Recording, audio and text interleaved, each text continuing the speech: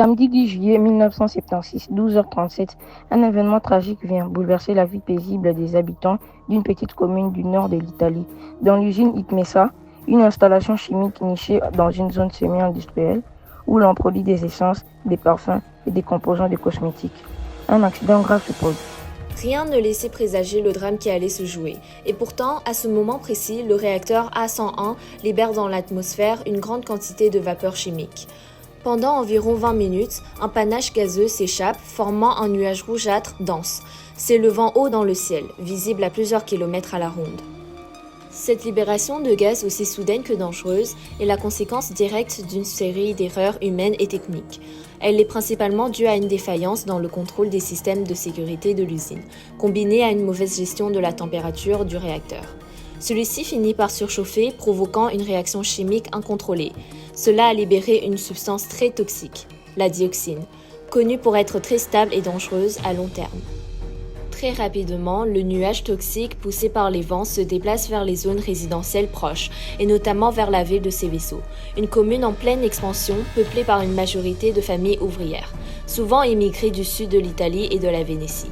Les habitants, inconscients du danger, prennent leur dîner comme si de rien n'était. Aucun signal d'alerte ne leur est donné, aucune consigne de sécurité ne leur est transmise. L'air qu'ils respirent est déjà chargé de poison. Plutôt que de déclencher immédiatement les procédures d'alerte et d'informer les autorités, les responsables de l'usine choisissent de minimiser l'événement. Durant les premières heures, la gravité de la situation est largement sous-estimée. Il faut attendre le lendemain, en fin d'après-midi, pour que les maires des communes de Meda et Seveso soient informés. Non pas d'une catastrophe environnementale, mais d'une vague fuite d'herbicides qui pourrait endommager les cultures. Rien n'est dit sur la présence de dioxyde ni sur les risques pour la population. Ce retard dans la communication est lourd de conséquences, car il empêche la mise en œuvre rapide de mesures de protection, telles que la diffusion de consignes de sécurité et l'évacuation des zones à risque.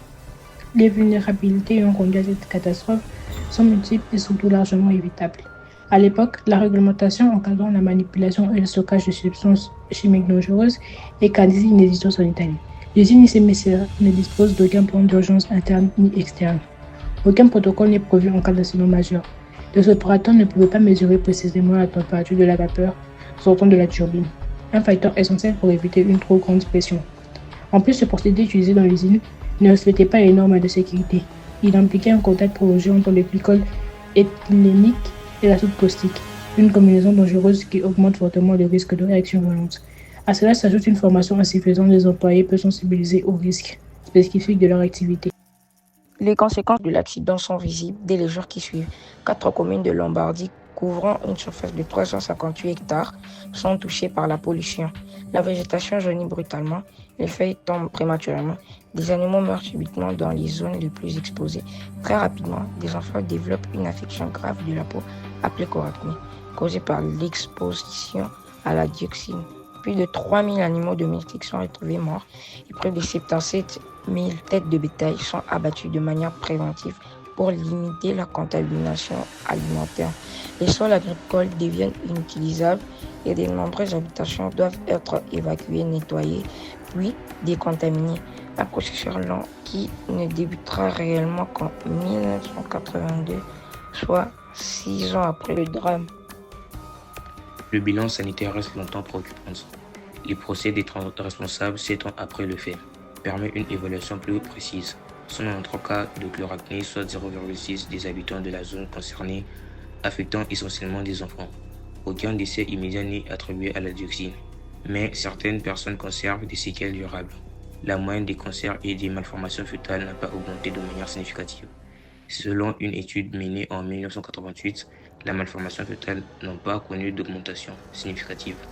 2 naissances sur 26 présentent une anomalie, mais on observe une surmortalité liée à des maladies cardiovasculaires et respiratoires. Ce drame survient dans un contexte national déjà préoccupant. L'Italie des années 1970 connaît une industrialisation accélérée. L'État tente de combler un retard technologique en encourageant des activités industrielles polluantes, peu encadrées et peu rentables. Les travailleurs sont souvent mal rémunérés, peu qualifiés et soumis à des conditions de travail risquées. La catastrophe de Seveso révèle au grand jour l'insuffisance de la législation environnementale et oblige les autorités italiennes et européennes à repenser leur prévention face aux risques industriels.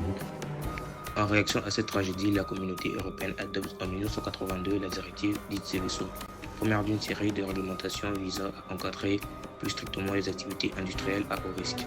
Cette directive impose aux entreprises la mise en place de plans d'urgence, l'analyse des risques et une information transparente et destination du public. Elle représente un tournant décisif dans la manière dont l'Europe envisage la sécurité environnementale et la responsabilité des entreprises. La catastrophe de Seveso le prouve. C'est une question de vie ou de mort.